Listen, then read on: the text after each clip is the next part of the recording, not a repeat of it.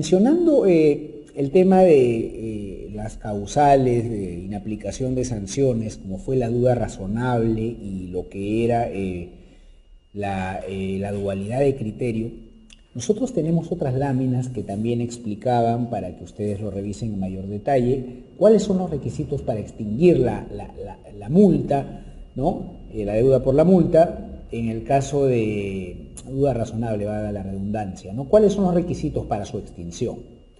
Que no se hubiese pagado monto alguno por concepto de la deuda tributaria, ¿no? O sea, yo me equivoqué y por eso no pagué el tributo. El no pago del tributo evidencia el error en este caso.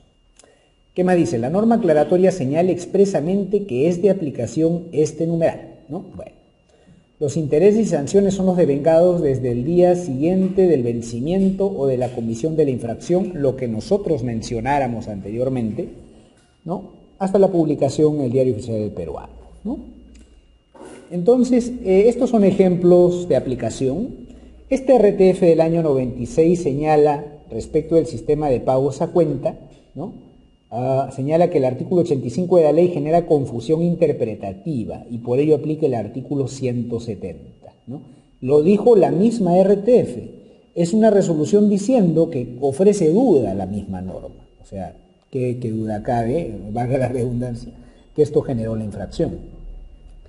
La RTF 420-5-2000 dice que no es de observancia obligatoria, que no es de observancia obligatoria, dice que el artículo 170, sí, el que tiene la duda razonable y la dualidad de criterio, aplica, ¿no?, en un caso que señala que la aplicación del saldo a favor del exportador por IGB contra la contribución al FONAVI era materia de duda razonable.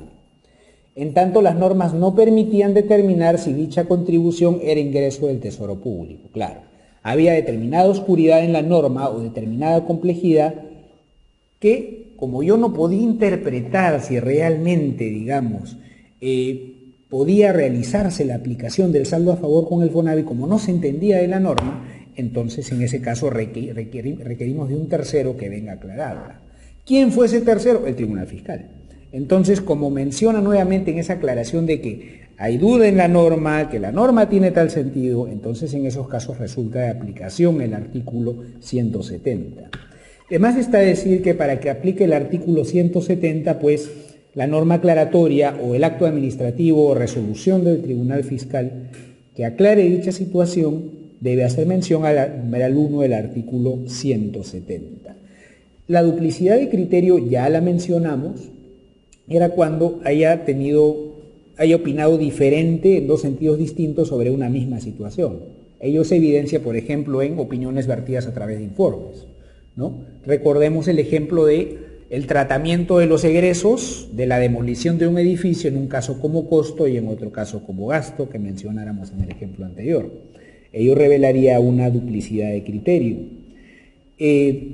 Esta resolución, un poco bastante antigua, del año 71, menciona que se incurre en dualidad de criterio eximente de sanción. Miren, del año 71 ya se contaba con esta figura, cuando el nuevo criterio adoptado modifica la reiterada práctica administrativa manifestada al acotar y que indujo al contribuyente al error. Esto no fue tanto por una norma, sino fue por una práctica constante que seguía la administración. Salió la norma aclaratoria, ¿no?, y nuevamente, digamos, esto eximía de sanción al contribuyente, ¿no? Salió un tercero a aclarar el sentido, en este caso, de las normas, ¿no? Entonces, para seguir avanzando, este informe de la SUNAT del año 2011 menciona que procede la inaplicación de intereses y sanciones de acuerdo con el 170 numeral 2. Todos sabemos que el 170 numeral 2 es la duplicidad de criterio. En el caso de contribuyentes que hubieran incurrido en omisiones, ¿no?, por la aplicación aquí de diversos informes del año 2011. Ahora, yo quisiera abordar un ejemplo bien simpático que algunos de ustedes lo habrán vivido hace poco, amigos. ¿Cuál será, por ejemplo? Ustedes deben haber escuchado el caso de la ganancia por diferencia de cambio. Ustedes que son contadores pueden dominar este tema mejor que yo aún. Ustedes saben que para calcular los pagos a cuenta del impuesto a la renta se determinan en base a un coeficiente. Ese coeficiente se determina dividiendo el impuesto entre los ingresos netos del año anterior, dependiendo del caso. Puede ser presente al anterior también, depende. Pero entre esos ingresos netos puede estar en el denominador la ganancia por diferencia de cambio. Ya yo voy viendo que van recordando. Entonces, el Tribunal Fiscal fue de la opinión que la ganancia por diferencia de cambio no integraba lo que era la base de los pagos a cuenta, y después la Administración Tributaria, en vía de un informe, da a entender de que esa ganancia por diferencia de cambio tampoco forma parte del cálculo del coeficiente. Todos, estoy seguro, lo entienden muy bien. ¿Cuál era el problema y qué tiene que ver un tema como la ganancia por diferencia de cambio con el tema de las sanciones? Tiene que ver bastante. ¿Por qué? Porque la SUNAT tiene un PDT y ese PDT o declaración telemática calculaba el coeficiente de los pagos a cuenta. El contribuyente imputaba los datos y el aplicativo o el PDT calculaba el coeficiente. Pero ese dispositivo, ese aplicativo, sí tomaba en cuenta la ganancia por diferencia de cambio. La Administración Tributaria había opinado, hubo un informe, que la ganancia por diferencia de cambio no integraba el cálculo del coeficiente. Había opinado la Administración Tributaria por escrito que la ganancia por diferencia de cambio no integraba el cálculo del coeficiente, o sea, no tenía ningún efecto para los pagos a cuenta. No obstante ello, su programa de declaración telemática sí calculaba usando el coeficiente. Error informático, error de ingeniería de sistemas, no sabemos. El tema es de que por ahí escuchamos de que hubieron algunos casos de algunas multas que se estaban imponiendo a los contribuyentes por haber considerado la ganancia por diferencia de cambio. El haber considerado esa ganancia por diferencia de cambio produjo que estos señores hicieran menores pagos a cuenta mensuales. Todos los meses ellos debieron pagar 100, imaginemos. Pero gracias a considerar en el coeficiente la ganancia por diferencia de cambio, ya no consideraron 100, sino 50. Entonces, pudieron haber casos en que de repente se aplicaron multas. ¿Qué fue lo que invocó el contribuyente?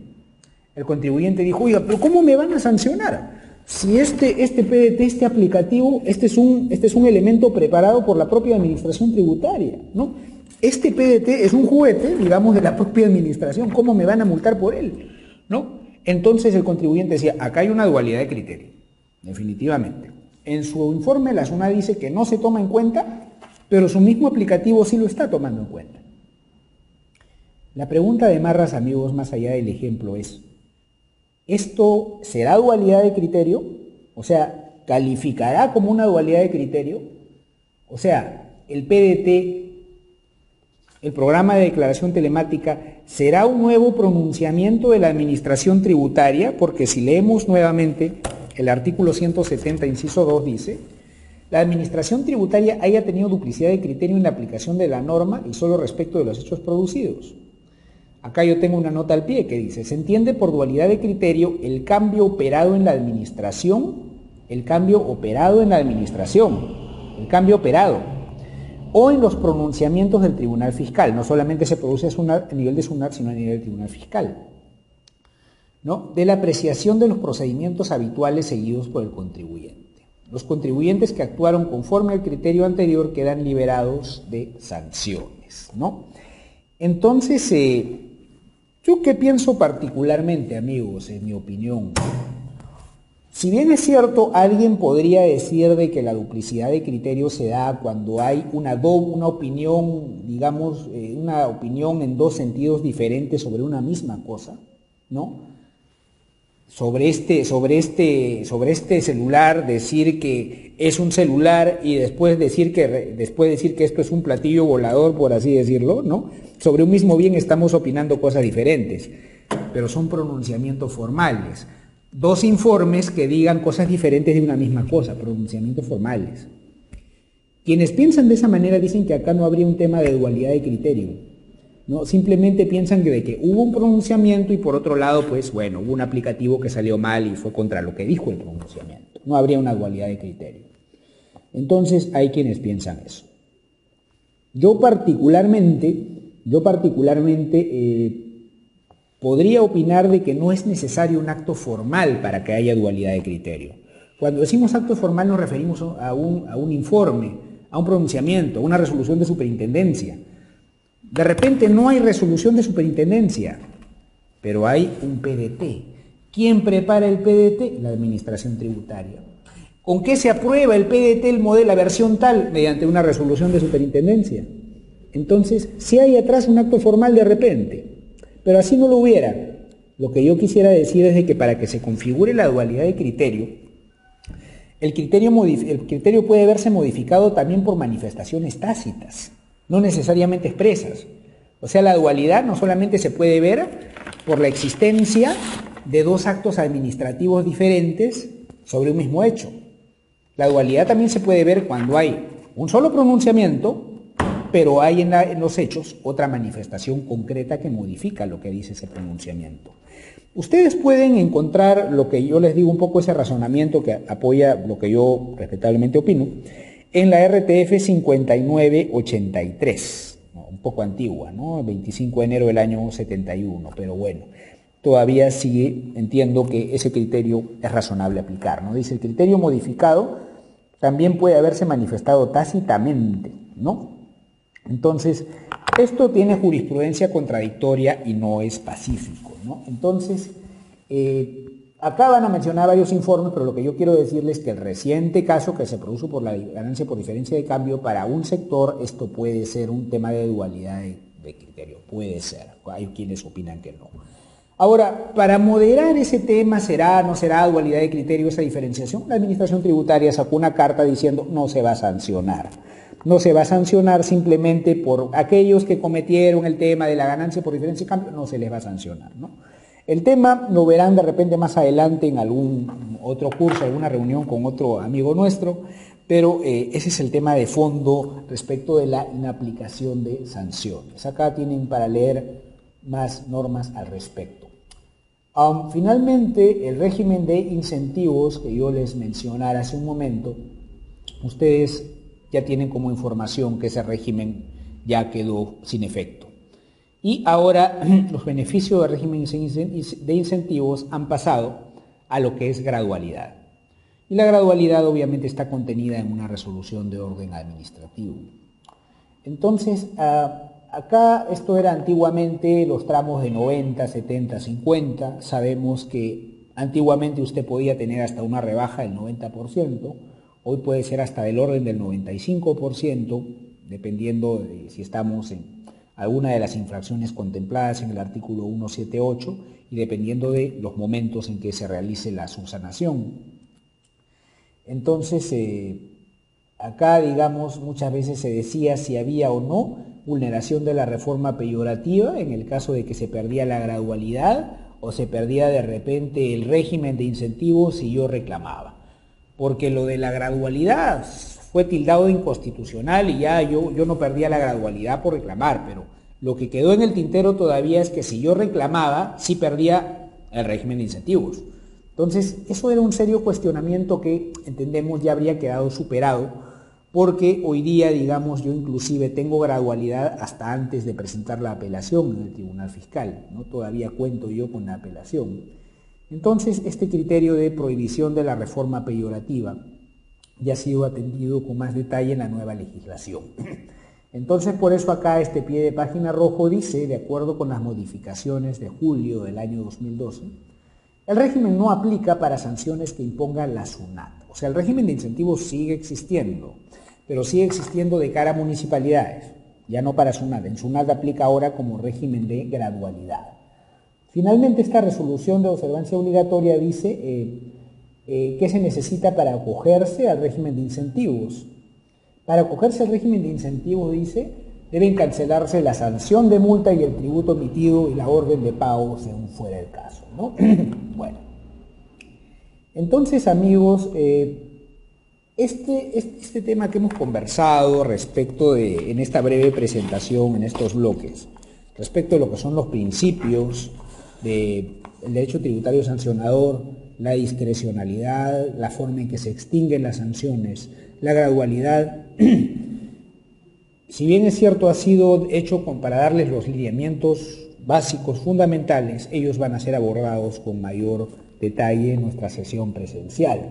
No sin antes dejarles en claro que las sanciones pueden ser pecuniarias, si son en dinero, o comiso de bienes si los bienes les son retenidos por la administración tributaria, ¿no? Puede haber temas de internamiento de vehículos, cierre de establecimientos, entre otras sanciones y otros casos que veremos hasta en una próxima oportunidad.